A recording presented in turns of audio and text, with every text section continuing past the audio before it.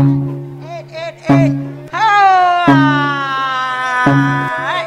sabale-bale. Hup, hup, hup, ai, ai, ai, ai, ai, ai. Hei,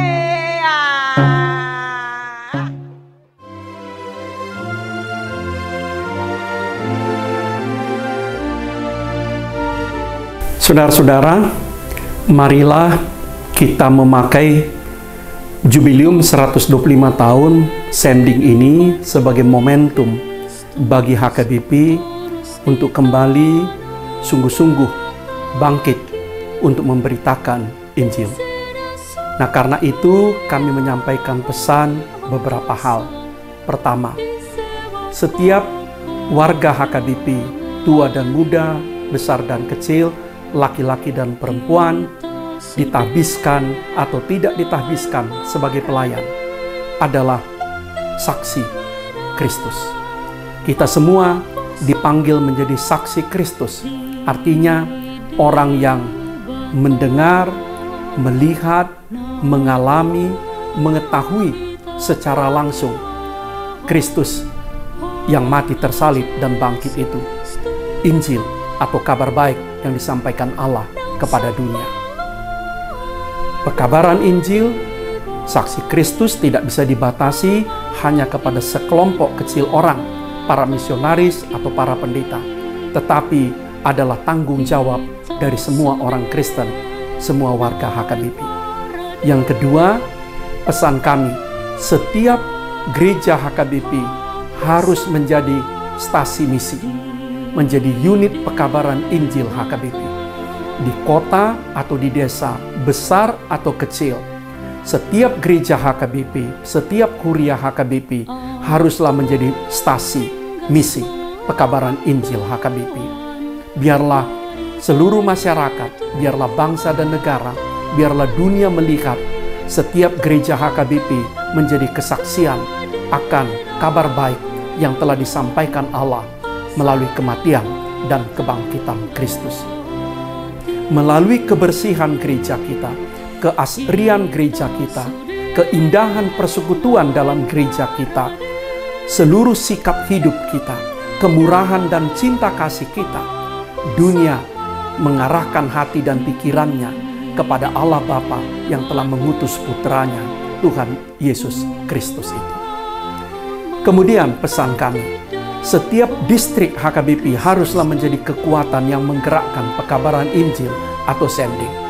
Setiap distrik HKBP juga harus menjadi stasi misi di mana Injil diberitakan.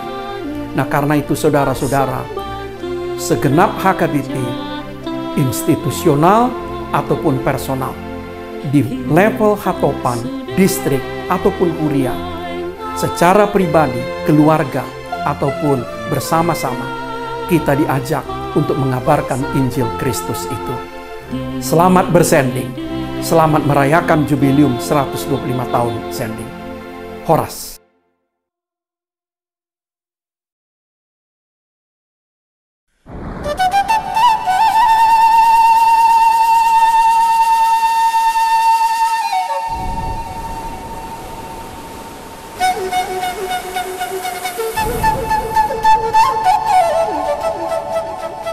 Bayangkan, suasana wilayah Rura Silindung ini ratusan tahun yang lalu, sebab dari sinilah pergerakan Sending Batak dimulai.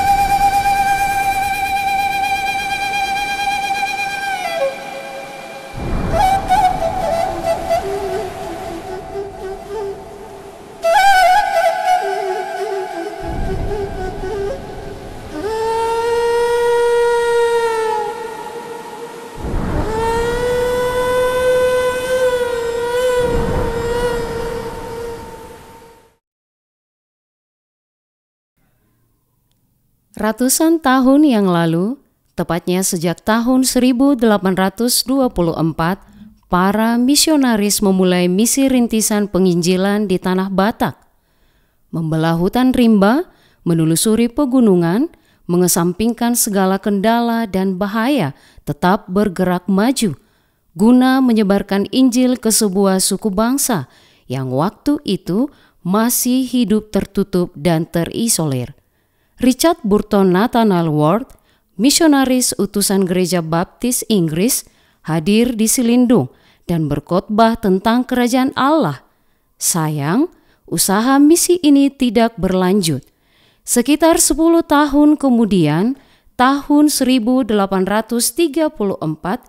2 orang utusan kongsi Sandy Boston Amerika, Samuel Munson dan Henry Lyman, masuk untuk menginjili tanah Batak.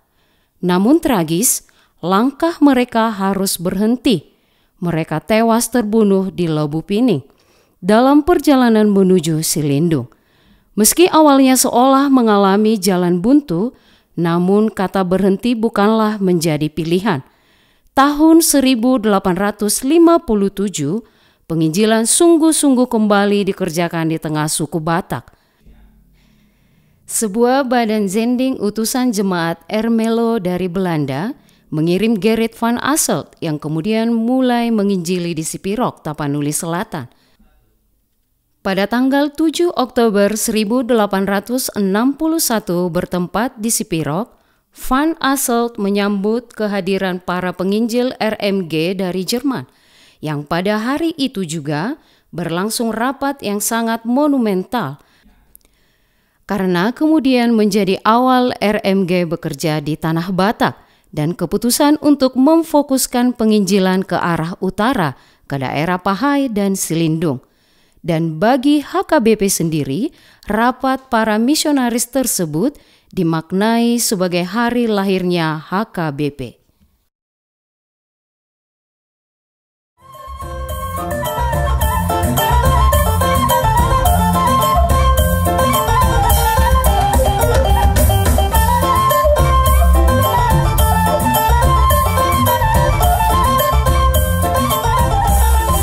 Suku Batak merupakan salah satu kelompok etnik terbesar di Indonesia. Terdiri dari 6 subetnis yakni Toba, Simalungun, Karo, Pakpak, Mandailing, dan Angkola, yang sebagian besar mendiami wilayah Sumatera Utara. Setelah kehadiran Injil di Tanah Batak, kehidupan orang Batak mulai berubah. Zending telah membawa berbagai perubahan dalam kehidupan suku Batak. Mereka mulai meninggalkan agama suku dan menjadi pemeluk agama Kristen. Jumlah orang Kristen terus mengalami pertumbuhan. Sekolah-sekolah zending terus bertambah. Demikian juga pusat-pusat pelayanan kesehatan dan rumah sakit. Sesaat menjelang abad ke-20, kesadaran baru muncul di tengah-tengah orang Batak yang baru Kristen itu. Orang-orang Batak harus berdiri di depan dalam usaha penginjilan, menyatakan Missio Dei kepada seluruh bangsa. Kesadaran ini dinyatakan dengan berdirinya Badan Zending Pribumi bernama Pardonganon Mission Batak atau PMB, tanggal 2 November 1899 dan diketuai seorang pendeta lulusan seminari Pansurna Pitu, Pendeta Henok Lumban Tobing. Karena banyak juga tulisan yang mengatakan dia lulusan dari seminari Soholo. Dia masih lulusan dari seminari Pansurna Pitu, dari kursus pendeta di sana sekitar tahun 1899. Roh Kudus menggerakkan orang Batak untuk memulai dari langkah-langkah kecil menyokong gerakan Zending Batak. Itulah yang menjadi modal awal pergerakan Pardonganon Mission Batak. Ada banyak orang Batak yang kemudian menjadi evangelis, di antaranya Sintua Evangelis Petrus Sitorus dan Sintua Evangelis Musa Tampu Bolon. Salah satu yang luas dikenal adalah Sintua Evangelis Laban Sihaan, seorang Datu Bolon dari Balige. Di stasi misi di Balige, mereka adalah orang-orang yang selalu bersemangat dalam penginjilan, termasuk Sintua Evangelis Laban Sihaan yang kita sebutkan tadi. Dan kita tahu sejak tahun 1880-an dia sudah menjadi agen tunggal lembaga Alkitab London itu, dengan gaji yang besar tentunya. Dia menjadi kolportir satu-satunya di daerah Sumatera Utara pada waktu itu untuk membagikan buku-buku Kristen, termasuk menjual Alkitab keluaran London waktu itu. Evangelis Laban Sihan itu. Dan ketika dia bekerja sebagai kolportir, menjual buku-buku risalah-risalah kekristenan ini, termasuk Alkitab, diktat Kristen, buku-buku pelajaran Kristen, dari satu tempat ke tempat lain, dia selalu memakai waktunya untuk menginjili. Jadi dia masuk ke Nias, dia masuk ke Sibolga, bahkan ke Asahan di tengah-tengah orang Melayu, dia menginjili sambil melakukan pekerjaan sebagai kolportir.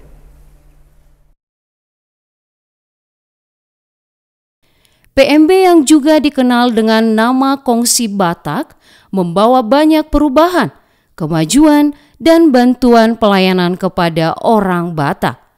Meski pasang surut tetap dirasakan, namun semangatnya terus berkobar, seperti yang nampak dalam salah satu surat tulisan Pendeta Henok Lumbantobing berikut. Ay dangolo au madele, say makuling dorohakku, atik pesu sa jolo, say ikosaut do Kongsi Batak. Sadok na sa olomud durau, dang taitokku bagabagakku. Ay dada marpada tujol maaw di na mamukka Kongsi Batak manang PMB. Alay marpadan aw dohot de bata. Jadi nang mariluiluaw, say torang dohui dalam balga Kongsi Batak muse. Di awal terbentuknya PMB, gerakan Zending Batak ini adalah gerakan yang mandiri secara finansial, sebab segala kebutuhan dan keperluannya dipenuhi sendiri yang berasal dari ragam persembahan jemaat dan pesta Zending yang dilakukan.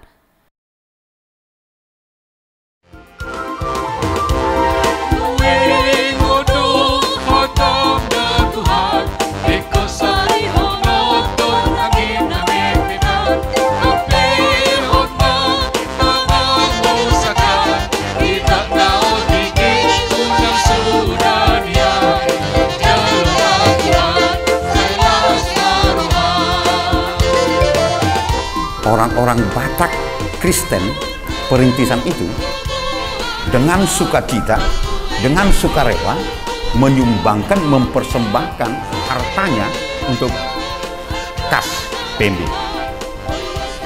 Terutama itu dalam bentuk natural. Ada yang menyumbangkan padinya, ada yang menyumbangkan hasil panen lainnya, termasuk menyumbangkan ternaknya untuk kas PMB.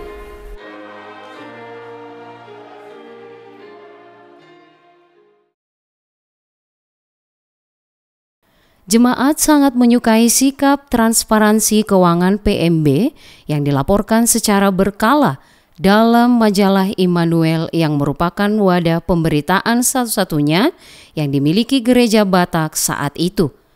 Bahkan ternyata dalam masa-masa Kongsi Batak ini, sentralisasi keuangan telah direncanakan untuk dilaksanakan karena dianggap baik dalam pemerataan penggajian antara pendeta Batak dan pendeta utusan.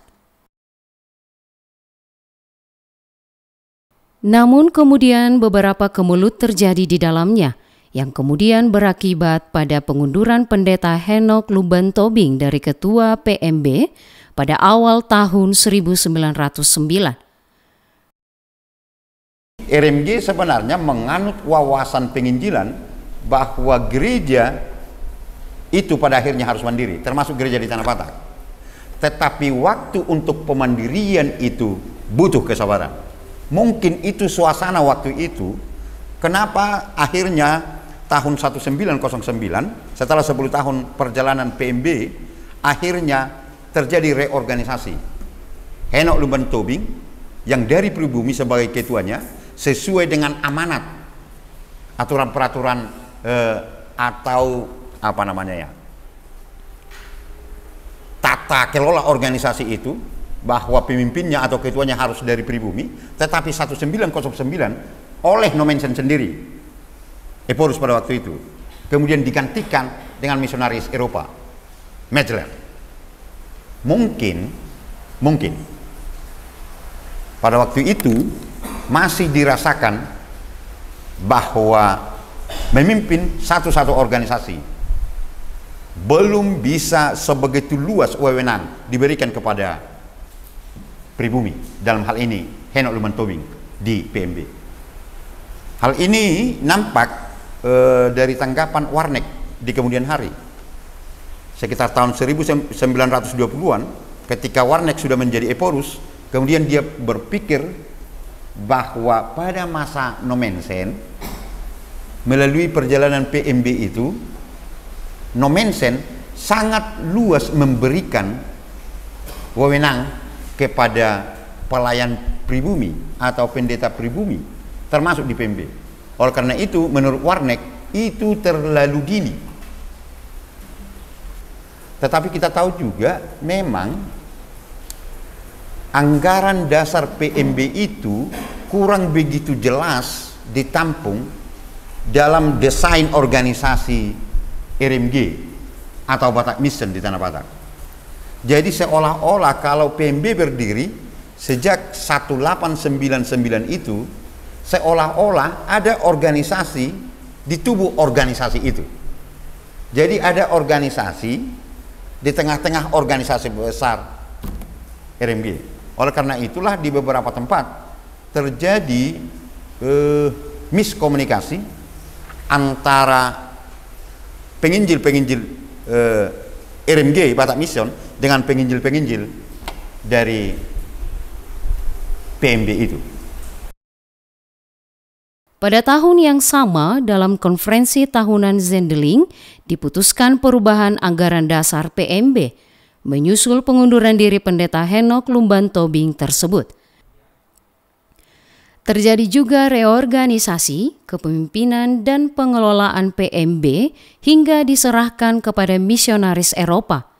Cita-cita pada awal pendirian PMB, di mana pengurus harus dari kalangan pendeta Batak, akhirnya tidak berlaku lagi.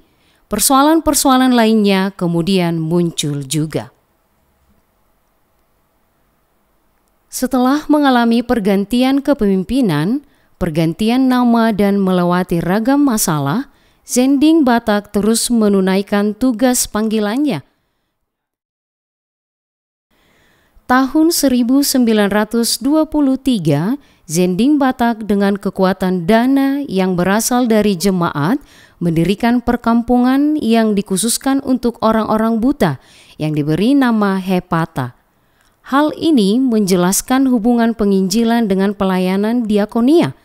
Zending Batak juga akhirnya mendirikan Kolportase Zending untuk penyediaan Alkitab dan buku-buku Kristen di Tanah Batak.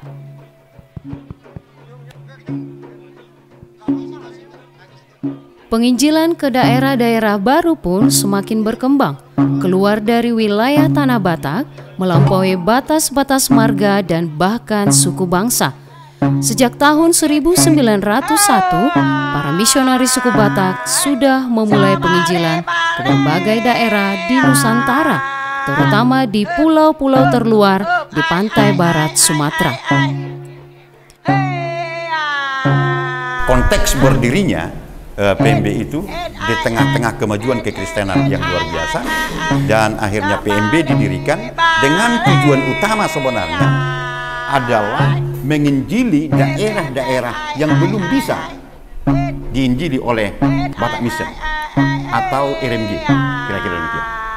Jadi orang-orang Batak pribumi muncul ke depan, tidak hanya penopang doa lagi, tetapi justru di garda terdepan dalam penginjilan di Tanah Batak. Itu awalnya.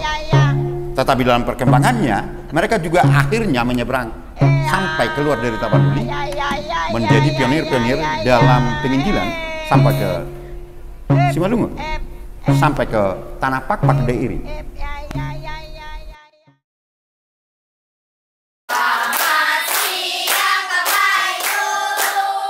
Salam dari kami semua.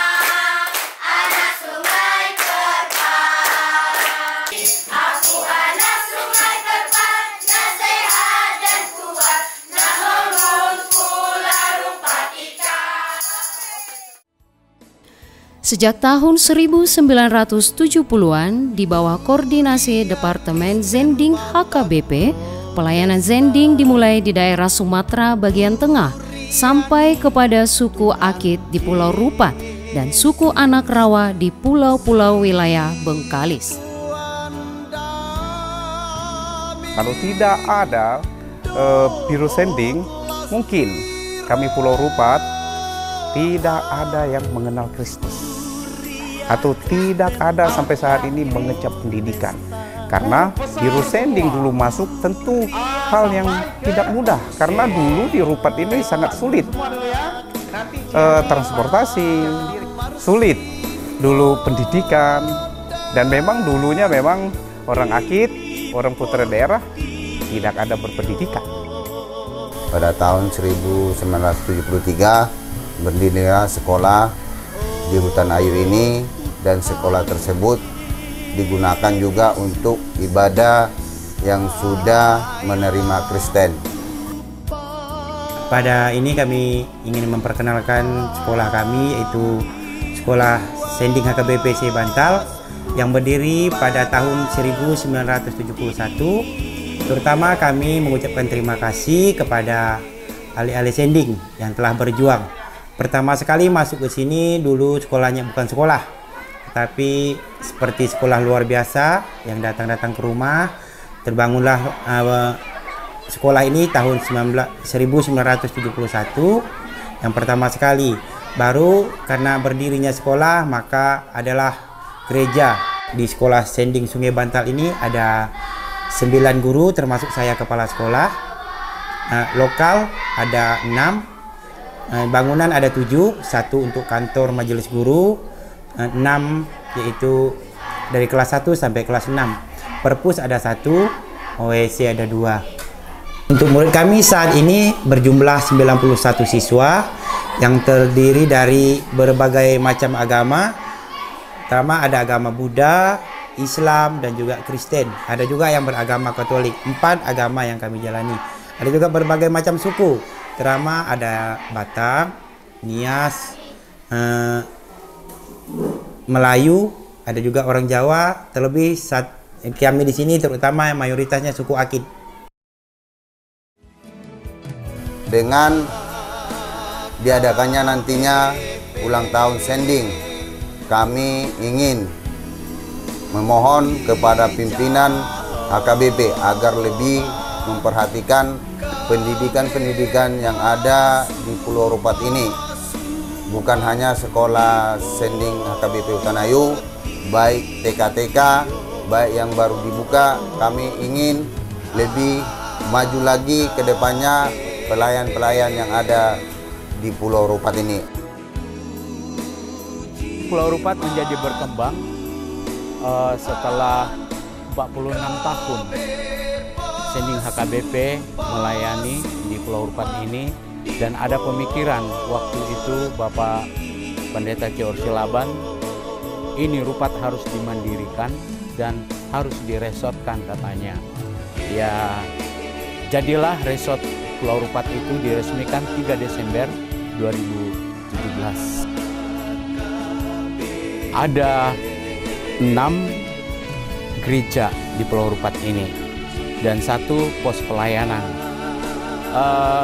Jumlah KK pada saat ini, situasi gereja di Pulau Rupat ini ada 265 KK dan 983 jiwa, 1 pendeta dan 3 diakones, 2 putri Rupat diakones, dan ada 16 penatua dan 5 calon penatua. 22 Juli 1922 kita kenang sebagai hari bersejarah sebab darah martir tertumpah untuk pemberitaan Injil di Mentawai. Utusan Zending Batak, Guru Manase Simanjuntak, mati martir dalam usahanya mengajak masyarakat Mentawai untuk meninggalkan penyembahan berhala. Guru Manase mengikuti perjuangan iman misionaris RMG Agus Let yang sebelumnya tanggal 20 Agustus 1909 telah juga martir di Mentawai. baru tahun 51 sidang sinode HKBP, pendeta-pendeta dari Mentawai yang dari kalangan guru, ayah saya sendiri ya, pendeta Pidemon Salil Baja, pergi ke sidang itu, menghadiri sidang dan mengajukan permohonan supaya mereka kembali lagi datang untuk mendukung pelayanan di Mentawai. Jadi sejak saat itu dalam sidang sinode 1951 diputuskan sidang sinode HKBP setuju membantu Mentawai, tetapi dalam waktu terbatas, tidak lagi seperti misi bekerja sampai kapan ada pendiriannya. Jadi tahun 54 diutuslah pendeta pertama kali datang dari HKBP, pendeta B. Marpaung, ya, Palutan Marpaung, B. Marpaung. Kemudian dari Jerman pendeta E. Klapper, Pak Klapper, ya, pendeta Klapper. Nah, di bawah pengawasan itu dibangun kembali kehidupan pelayanan di 3 sektor pendidikan yang selama ini masih berjalan, dihidupkan lagi, ditambah lagi tenaga guru dalam rangka mempersiapkan menjadi gereja yang mandiri. Jadi sebenarnya pemandirian, rencana untuk memandirikan sejak tahun 54 sampai pada pembangunan gereja dan sekolah di Siberut. Ya, jadi tahun 62 ditempatkan pendeta Rahab di sana. Kemudian pendeta Marpaung, B. Marpaung dan Klapper, mereka tahun 62-63 mereka kembali. Nah, pada sidang 1962, ya, dokumen yang ada sudah ada di sejarah sini ya, dalam sejarah almanak besar ada di sini. Itu diputuskan aturan peraturan GKPM. Jadi sudah ada aturan peraturan GKPM dan nama pada waktu itu belum GKPM tapi disebut namanya PKPM. Saat itulah nama PKPM dipakai resmi dengan aturan peraturan organisasi gereja. Dari tahun 72 diberi kesempatan untuk pimpinan ini belajar mempersiapkan menerima pemandirian dari HKBP. HKBP meminta persyaratan untuk bisa mandiri adalah mesti ada tenaga guru di pendidikan di SMP Sending ini, SMP GKP mesti ada orang guru dari Mentawai, dan poliklinik mesti sudah ada bidan-bidan atau manteri ya, menteri kesehatan atau perawat tamatan dari Balige yang sudah bisa menangani itu. Ya, lalu pendeta-pendeta seluruh wilayah dari Sikakap sampai Siberut sudah ditangani oleh orang Mentawai. Persyaratan itu diberi waktu mempersiapkannya dari tahun 73 sampai 78. Jadi kurang lebih 5 tahun. Peresmian, maka HKBP Jerman datang untuk meresmikan kemandiriannya. Kesulitan, penolakan, dan hambatan ini tidak menghentikan dan menyurutkan tekad pemberitaan firman para penginjil lainnya untuk tetap setia melaksanakan tugas dan panggilannya. Hingga tanggal 23 Agustus 1953, Zending Mentawai dipersiapkan untuk menjadi lembaga gereja mandiri oleh Zending Batak HKBP. 125 tahun berlalu, sejak pertama sekali gerakan Zending oleh Kristen Batak berdiri, berbagai catatan historis telah dicatatkan dalam usaha penunaian tugas marturia. Sejak awal, para penginjil Batak telah berdiri di depan mengabarkan Injil di tengah-tengah kaumnya, kaum Batak, terutama di daerah-daerah yang belum diinjili Batak Mission. Bahkan mereka mulai bergerak maju keluar Tapanuli, menginjili di daerah Simalungun, Pakpak, bahkan ke daerah Aceh. Bersama dengan misionaris RMG, para penginjil kaum Batak menyeberang lautan sampai ke pulau-pulau yang belum mengenal Kristus, membawa terang Injil keselamatan. Pada periode kepemimpinan HKBP 2020-2024, semakin terasa panggilan akan penunaian tugas penginjilan. untuk kembali mengobarkan Zending. Sebuah stasi misi didirikan di Pulau Rupat yang dipersiapkan menjadi pusat pelayanan Zending yang holistik.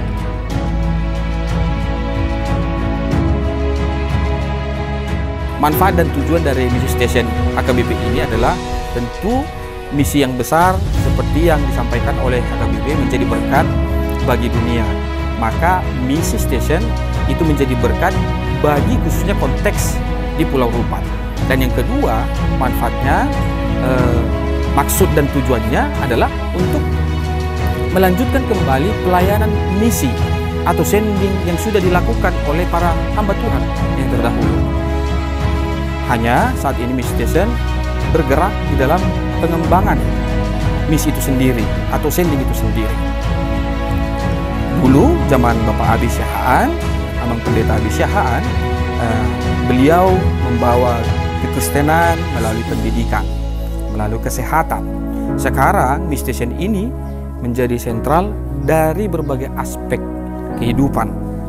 Jadi bukan hanya sekedar penginjilan atau memberitakan firman Tuhan, tetapi baik itu dari perekonomian, pendidikan, kesehatan, peternakan, dan lain sebagainya. Maka misi station menjadi berkat dari berbagai aspek yang holistik. Adapun beberapa program yang dilakukan oleh misi station, pertama penginjilan. Di bidang penginjilan kami melakukan kerjasama dengan para pelayan yang ada di Pulau Rupat ini yang bersuku Akit untuk mengumpulkan atau membuat kamus bahasa Akit ke bahasa Indonesia. Kiranya nanti ketika itu boleh rampung, itu bisa membantu untuk penerjemahan Alkitab ataupun lagu-lagu pujian. Yang berikutnya dalam bidang penginjilan juga kami di sini bekerjasama dengan koordinator Zending Babak 2 untuk mengembangkan rumah belajar Sungai Pong dengan Sungai Perpat. Dan berikutnya kami juga mengusahakan untuk adanya tata ibadah dan lagu puji-pujian dalam berbahasa Akit. Dan tahun lalu, di tahun 2023, kita sudah mengadakan Natal di rumah belajar dengan berbasiskan bahasa Akit. Dan kemudian yang kami lakukan adalah penginjilan juga menelusuri tanah hibah yang pernah diberikan oleh masyarakat setempat kepada Biro Zending HKBP. Dulu karena kita memiliki banyak tantangan sehingga itu sempat terbengkalai. Tapi dengan hadirnya misi station, kami untuk selalu terus mengupayakan agar tanah itu bisa jelas dimiliki oleh Biro Zending atau HKBP sendiri. Program berikutnya yaitu di bagian pendidikan. Di bagian pendidikan untuk saat ini kami selalu bekerja sama dengan SD Zending. Ada 2 SD Zending kita, SD Sungai Bantal dengan di Hutan Ayu dan 1 TK.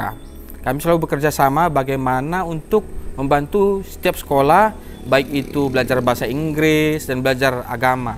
Sudah beberapa kali kami dari pihak misi station mengajar ke SD-SD kita, SD Zending. Dan berikutnya di bidang peternakan, ya, di bidang peternakan kita ada budidaya ayam kampung dengan budidaya lele. Saat ini kami masih terus mengembangkan itu agar bisa kita gunakan dalam rumah misi station ini dan juga bisa kita pasarkan ke luar atau ke masyarakat, dan bisa juga kita beritahukan untuk kepada masyarakat setempat bahwa budidaya lele itu juga bisa berkembang di daerah kita ini. Selain itu, ayam kampung juga sudah dilakukan dan sudah dilakukan penjualan-penjualan untuk menyokong biaya operasional dari misi station ini. Dan kemudian yang kami program berikutnya adalah program pertanian. Dalam pertanian ini ada beberapa tanaman yang sudah kami tanam seperti cabai, sawi, kangkung, selada, dan lain sebagainya dengan menggunakan pupuk organik, ya, sehingga tanah dan hasil dari tanaman itu seminim-minimnya tidak menggunakan bahan kimia, sehingga bisa digunakan dengan sehat dan ramah lingkungan.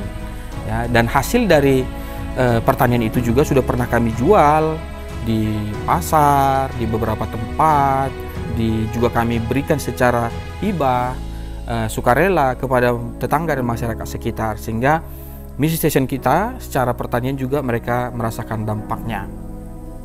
Dan yang berikutnya program yang kami lakukan adalah kesehatan. Di bidang kesehatan memang belum terlalu berdampak besar karena memiliki tantangan kurangnya tim kesehatan kita. Namun yang pernah kita lakukan di sini di bidang kesehatan yaitu cek darah, cek kolesterol, dengan cek gula tentunya, sehingga setiap masyarakat atau secara khusus para pelayan pada saat itu mengetahui keadaan fisiknya secara sederhana. Yang berikutnya program yang kami lakukan adalah ekonomi usaha, dan inilah yang sangat sekarang kami kembangkan di misi station ini. Ya, secara khusus ada ekonomi usaha rumah makan, ada ekonomi usaha dalam bentuk penjualan air depot, dan juga termasuk salah satunya penjualan madu kelulut. Penjualan madu kelulut ini sangat kami konsentrasikan karena banyak masyarakat di sini menjadi petani madu. Dengan memberdayakan kemampuan mereka dan bisa membantu mendistribusikan hasil dari madu mereka bisa tertolong secara ekonomi dan juga secara sosial. Sehingga saat ini kita harapkan untuk beberapa bulan kemudian untuk mendistribusikan oleh misi station itu bisa terlaksana dengan baik. Manfaat yang saya rasakan dari Mission ini sangat puas karena saya bisa bekerja sama menjual madu kelulut saya melalui Mission ini. Kedepannya saya berharap semoga bisa bekerja sama lagi dengan Mission ini, khususnya untuk penjualan madu kelulut dan lebih maju lagi. Nama saya calon Diakones Sentia, saya asli dari suku Akit. Di sini saya sebagai pendamping untuk teman-teman disabilitas. Saya yaitu di sini mendampingi namanya RBM, Rehabilitas Berbasis Masyarakat. Dan di sini ada pun kegiatan kami setelah dibuat bangunan stasi misi ini, kami melakukan kegiatan seperti pembuatan bubuk bandrek, juga kegiatan pembuatan piring lidi. Bahkan untuk kedepannya kami juga akan melakukan penanaman jahe untuk seterusnya kami dapat melakukan pembuatan bubuk jahe seperti itu.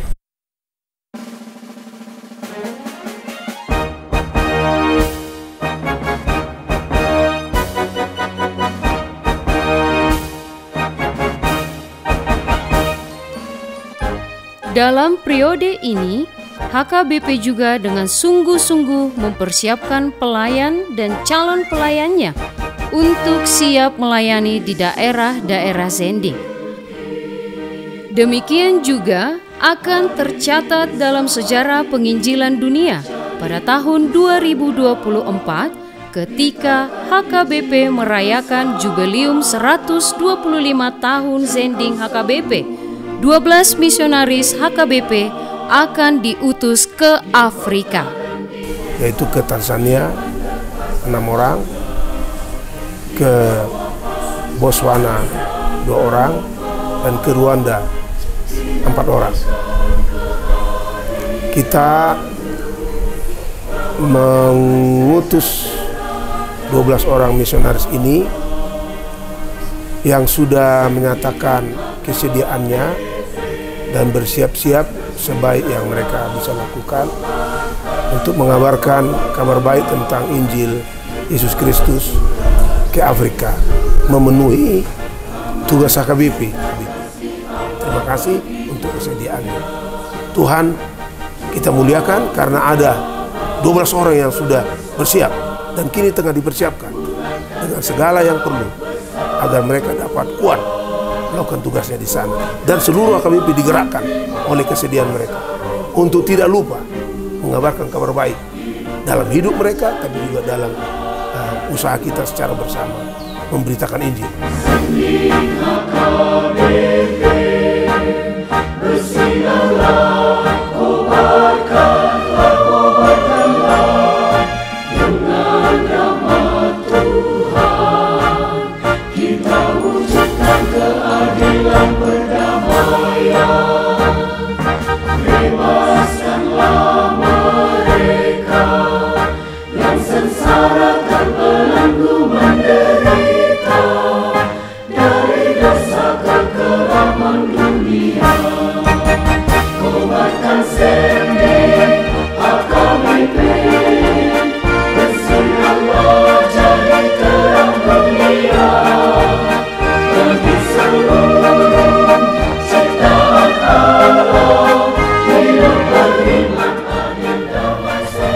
dari SD Sending HKBP Sungai Bantal mengucapkan selamat menyambut 125 tahun Sending HKBP.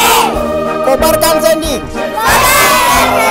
Kobarkan Sending. Sending bersinar. Kobarkan Sending.